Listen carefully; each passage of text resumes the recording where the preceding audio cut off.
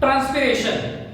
It is the process by which loss of water takes place through aerial parts of the plant. That means plants releases water through their aerial parts in the form of water vapors, and this process is called as transpiration. It is one of the important processes taking place into the plant. Today in Sandeep Sir's Amazing Biology, we are going to discuss about the transpiration, its types and guttation. So let's start with the transpiration. Transpiration, it releases water in the form of water vapors.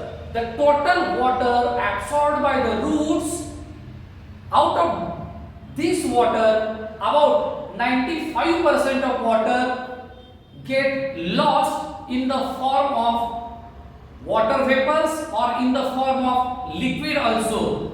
Out of this 95% surplus water, about 99% of water get released in the form of water vapors through transpiration, and only 1% of the surplus water get released in the form of liquid through guttation. That means the total water absorbed by the roots, only 5% of water is used for cell expansion, growth and development, and remaining 95% water get released in the atmosphere through transpiration as well as guttation. There are three basic and simple types of transpiration. The first one is cuticular transpiration, second is lenticular transpiration, and third one is stomatal transpiration. Let's discuss the first type, that is cuticular transpiration. Simply, it is the transpiration taking place through cuticle. So what is cuticle? Cuticle is the thin layer of a chemical substance called as cutin. Cutin is a wax-like substance which produces a thin film on leaf surfaces. Actually, it is water resistant or water impermeable layer, but because of the movement of the leaves through air or wind, the leaf get rubbed on other leaf or branches, and because of that the cuticle get ruptured or get thin, and through that ruptured cuticle transpiration takes place, and it is called as cuticular transpiration. Only 1 to 10% of transpiration is taking place through these cuticles. Now comes the second type, that is lenticular transpiration.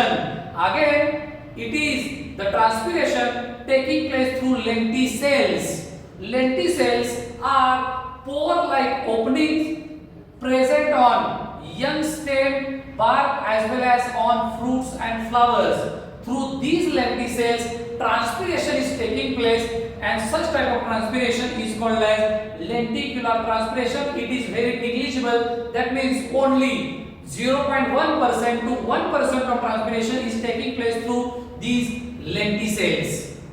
Now comes third and important type of transpiration, that is stomatal transpiration. Again, the name itself suggests its meaning. That means the transpiration taking place through the stomata is called as stomatal transpiration. What are stomatas? We have separate video on our channel for structure of stomata. Do watch that video. So stomata are the minute pores or openings present on the leaf surfaces. They are present on both the surfaces of leaves, and the transpiration taking place through these stomata are called as stomatal transpiration. Remaining all transpiration, that means about 90 to 93% of transpiration is taking place through the stomata. Therefore, stomatal transpiration is the main process of transpiration.